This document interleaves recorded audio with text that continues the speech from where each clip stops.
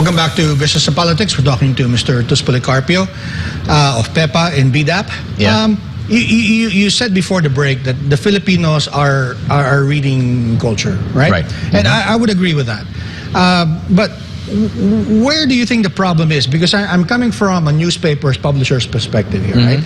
And I know newspapers are encountering this problem of declining readership. And there are, of course, many problems. But one of them is that newspapers are expensive. And I was wondering if books are the same, right? And if that explains why we have a lower volume of printed, output in the Philippines compared to, say, Indonesia and others in the region. But if you look at newspapers, 25 pesos, and if you're, equating that, for example, with extreme poverty, that's 20% of your income right there. Who would buy newspapers, right? Of course, there's the internet, but if they can't afford to buy newspapers, how can they afford to buy a gadget where they can read the newspapers? Yeah. But do you think there's something similar going on in the book publishing industry here that keeps people from, I suppose, buying more books? Well, yeah, I guess it's all boils down again to economics. Okay. Right, it's really all about economics, I mean, in the hierarchy of values, Right. Of course, you have to buy your food first. And Right. although in the Philippines, there's an anomaly, Right. The top consumer item that the Filipinos are buying is not food or clothing or shelter. Right. It's load. So, when I travel, this upsets my wife a bit, but when I travel, I relish the opportunity to buy books at airports abroad, right. or anywhere abroad, because they tend to be much cheaper than the ones I find here. And I guess this is similar to what I was asking you earlier. I mean, I think the urge is there, right, to buy, but number one, it's expensive in the Philippines, and then I feel that there are a lot of good titles published locally, but they're so hard to find. They're available perhaps in some specialty bookstores, but not widely available in, say, in my corner national bookstore or whatnot, right? Is that are you seeing something similar, or is it just me? Well, your observation is correct, Klink, in that regard. Of course, the publishers, trade publishers and everyone else in between, they want to have their books out there. Right. Obviously, and but then again, it becomes a matter of economics, or feasibility, right? So you have a smattering of bookstores, right? Physical brick and mortar bookstores, right? And they can only take so much. So what do, right? So, I mean, if I'm a Filipino publisher, I would obviously want my books to be displayed there, right? But of course, the bookstore will say, hey, I'd rather go with these foreign books because they're tried and tested, they're popular, and so on and so forth. Right. So it's really an all-around challenge, Okay. But then again, having said that, a bright spot is now, online purchases. Okay. So the publishers now make use of online promotions, and you can order directly from them online. Lazada and Shopee were. Yes. I think BDAP was that. BDAP's initiative. Right. We do online book fairs now, especially during the pandemic. Has that paid off? I mean, it did. Okay. I mean, it was very. We were pleasantly surprised. We did very well. Okay. So again, it becomes an issue of access. Okay. So it's where we are, and it's what's keeping the Filipino publishers alive and going, Okay. Thank God for them. They don't give up easily, Right. And then there's still a lot of this true blue, publishers who keep on churning good books and stuff regardless of what, and maybe it's not common knowledge, but if your book sells 500 copies, then that's considered a bestseller already. Right? So pretty low bar, huh? Exactly. But hey, for the love of it, the publishers continue to do that. And I think, I mean, well, I don't want to preempt your questions, but that's an area where government and the regulatory agencies can really give full support to. Right. We don't have a lack of creative minds, and people who want to put in the work and stuff. But really, it's the economics that's kind of bogging them down. Right. So I might be digressing, but to answer your question, it's really about economics. Okay. It's business. It's business. Yeah. I mean, if you take a look at the publishing industry now, I mean, it's like you'd be crazy to go into it. I mean, high cost of paper, high cost of printing equipment, and everything else. And then you go around, then you cost of distribution and promotion and without even saying, I mean, mentioning the royalties you have to pay to your authors and stuff. So it's a whole, integrated.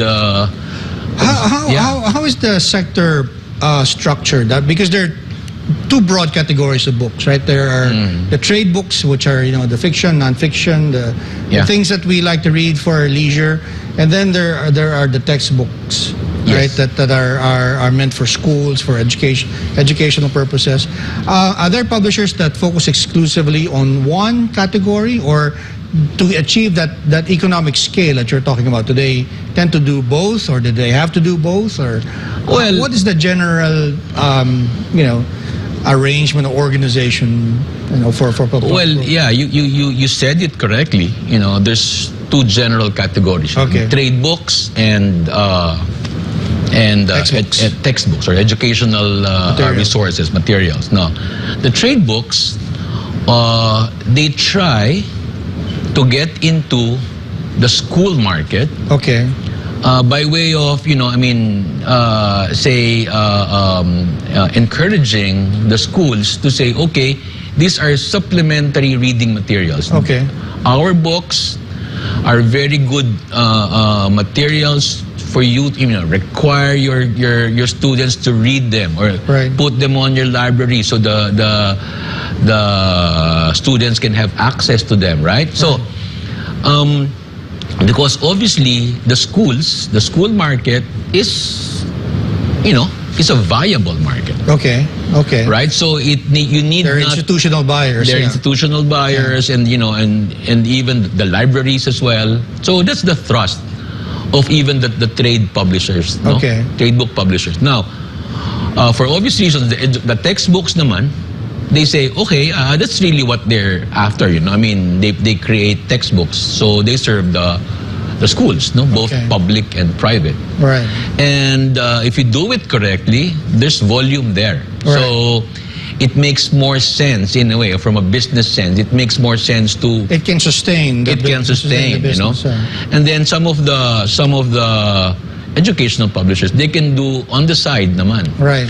Trade naman, but their main bread and butter will be the textbooks, of course. I see. Yeah. Now, one of the let me just bring up a sensitive issue here. One of the issues that has been hounding the textbooks, of course, are the errors, right? But this has not been a new issue. I mean, but that's, I think, made worse during the pandemic.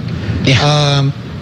Could you talk about that? I mean, why does that happen, and how does that relate to what we're talking about? Because what we're talking about really is trying to promote reading, right? And then quality, of course, has to come into it. Yeah. Because at the end of the day, consumers will look for something that is of quality, right? Right. Well, let me try to dissect, your I know it's a complicated your question. Yeah. But let me try to focus on what I'm more familiar with. Okay, and which is the educational side, which is of publishing. I mean, during the pandemic, well, let me begin by saying it was all very well intentioned. We government wanted to address the issue of providing modules. Educational resources in general to the public, to the students, right? Now, but how did they do that? They wanted to, come up with more easily readable or better, easily produced materials, no? So what they did was, maybe as a stopgap measure, Okay. they requested, some of the teachers to create their own modules, learning Okay. modules. Well, the teachers naman obviously are subject matter experts. Right. So they have, in a way, they have a right to do that. But Okay. creating a book is totally different discipline. That's right. Right? So that's where we are. No, that's what happened. Could you go into, because I heard some of your colleagues talk about the long process before a book really becomes available, the research, Yes. the editing, Yes. all of the could you talk about how many years does it take to, I mean, in particular textbooks, because that's, I think, very sensitive, right, to have it correct. Yes. Well, if you focus on it, I think we could do a book maybe in 12 months. That quick? Yeah, if you I focus on it. I've heard years for some. Yeah, in reality, Right. it can drag on because all of these things. There's delays in the submission of the manuscripts and stuff like that. But I'm saying, all else being equal, you could actually come up with a good book. Okay. And that should be the case because education is always is very dynamic. You can't Okay. naman come up with the book, like 3 years from now and say it's still valid. Right. And the world has passed you by, right? So, in an ideal situation, you can actually create a book Okay. in 12 months. And that includes a lot of research. You have subject matter experts doing it. You have instructional designers who can, lay out and present the lessons in a very conducive manner. Okay. Because you can't just put in and throw in the topics haphazardly. Right, There's a progression to it. Right. And the experts in learning and the curriculum, they're the ones who were supposed to do that. Right. Right? And they have the learner in mind when they design the book. Right. So when it's all done, then you throw in the book design itself. Okay.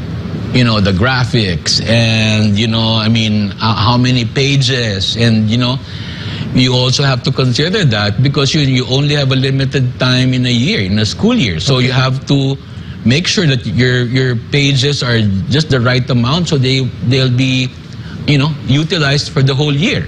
Wow. Okay. So there's a lot of considerations, and I don't think we would be able to. It was an unfair question because it's such a complicated topic. I know. But I think we summarize it and say it takes a while. It takes a while. It does take a while. If you want a quality book, right? But obviously, if you want to come up with something, haphazardly, is put it together. That's where you get the errors then. Copy and paste, and you rush things just to come up with the book in time for a deadline, and that's where the problems come in. All right. We'll be right back with Mr. Policarpio. This is Business Politics. Please stay tuned.